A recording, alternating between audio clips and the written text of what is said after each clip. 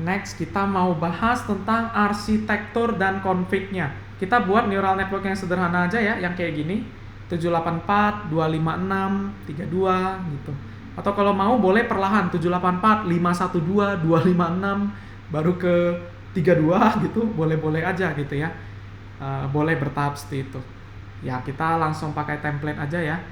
Snippet, template, pilih yang ANN template. Oke. ANN.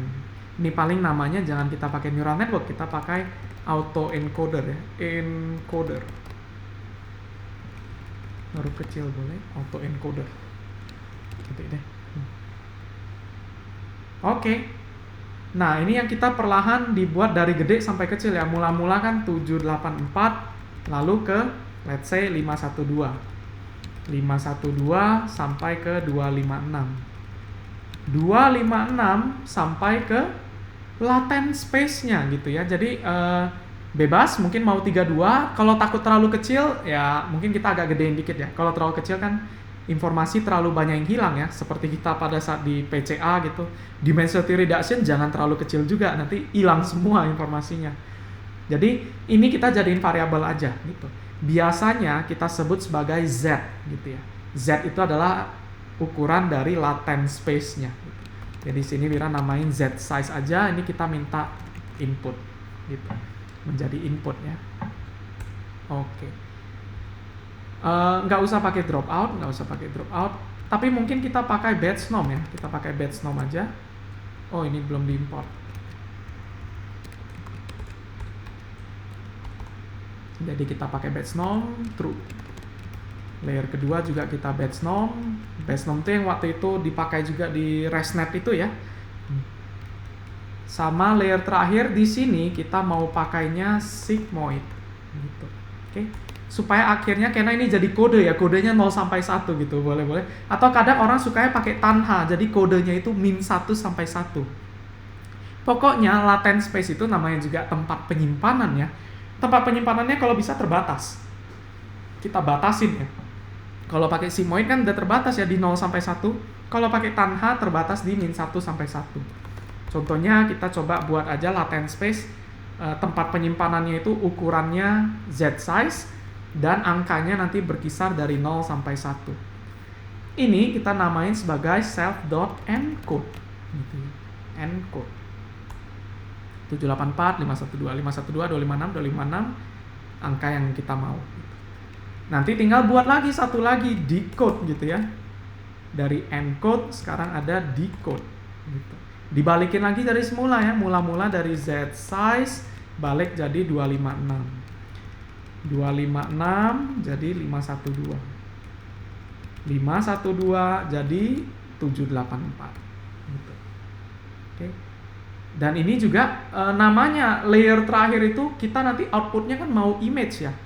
Kita coba lihat gambar kita lagi. Layer terakhir nanti ujung-ujungnya kita mau balikin jadi gambar gitu.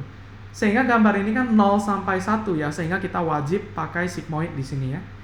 Pakailah sigmoid karena nanti kita mau bandingin sama gambar asli kita. Gambar asli kita pun ini kan angkanya 0 sampai 1, 0 sampai 1 ya. Gitu. Atau kalau dalam bentuk integer 0 sampai 255 gitu. Tapi kan kalau di Python nanti kita udah jadi 0 sampai 1 ya. Gitu. Jadi ini kita pun pakai sigmoid untuk decode-nya ya, decode. Feed forward-nya gampang. Pertama ada data, kita encode data kita. Keluar deh jadi latent space ini. Gitu. Lalu si latent space ini kita decode, self.decode. Keluar deh gambar 784 dan itu kita keluarin gitu. Sederhana ya. Gambar 784 di encode jadi 32. 32 di decode jadi 784 kembali, baru kita keluarin 784-nya. Jadi ini benar-benar kayak neural network biasa ya, nothing special di sini. Dan ini tinggal kita import ya, import. Set. Jalan gitu. Oke. Dari sisi config juga jangan lupa arsitektur dan config. Config-nya itu ada apa aja yang perlu kita save ini. Z size. Z size-nya let's say kita mau coba tadi 32 ya. Apa mungkin sebuah tulisan tangan kayak gitu kita bisa kompres dari 784 pixel sampai tinggal 32 pixel gitu. Mudah-mudahan sih berhasil gitu ya, tapi kita tes. Batch size-nya BS ya, 64 tadi kita pakai ya. Nggak harus di save juga nggak apa-apa kalau batch size. Oke, arsitektur dan config. Untuk arsitektur dan config silakan diketik dulu ya. Ada yang mau ditanyakan nggak tentang ini? Ya, silakan. Itu activation-nya boleh beda nggak yang encode sama yang decode? Boleh ya, boleh. Malah biasanya itu ya. Jadi kalau di sini kan mungkin ya kita pakai relu atau mungkin Liqui relu gitu ya, relu. Kalau layer terakhir selalu bergantung sama kita mau ngapain kan ya. Kalau klasifikasi multi-class kita kan biasa pakai log softmax gitu. Kalau regresi kita ya pakai linear aja, nggak usah diapa-apain gitu. Kalau klasifikasi multi-label kita pakai sigmoid kan ya. In this case yang kita mau adalah menghasilkan sebuah gambar 0 sampai 1. Ini kan pixel masing-masing 0 sampai 1 ya, 78 pixel ini. Ini hasil yang udah flatten ya. Kalau di unflatten gitu ya, unflatten ini kan tetap harus hasil akhirnya 0 sampai 1 kan ya. Sehingga Wira mau bahwa ini 784 ini semuanya 0 sampai 1 ya, yaitu sigmoid. Gitu, sigmoid. Tapi kalau yang tengah ini biasanya ya latent space itu terbatas, oke. Bounded. Sehingga pilihan yang bagus itu sebenarnya adalah ada dua gitu.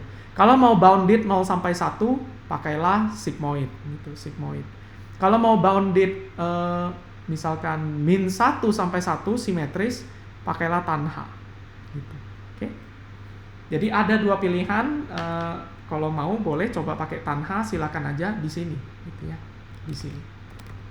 Yang penting biasanya latent space tempat penyimpanan itu bounded ya, terbatas, limited. Ya namanya tempat simpan gitu, masa unlimited gitu ya, tak hingga gitu. Oke, jadi itu ya, mudah-mudahan menjawab. Oke, kalau udah kita bisa lanjut ke fase training preparation-nya sama training ya.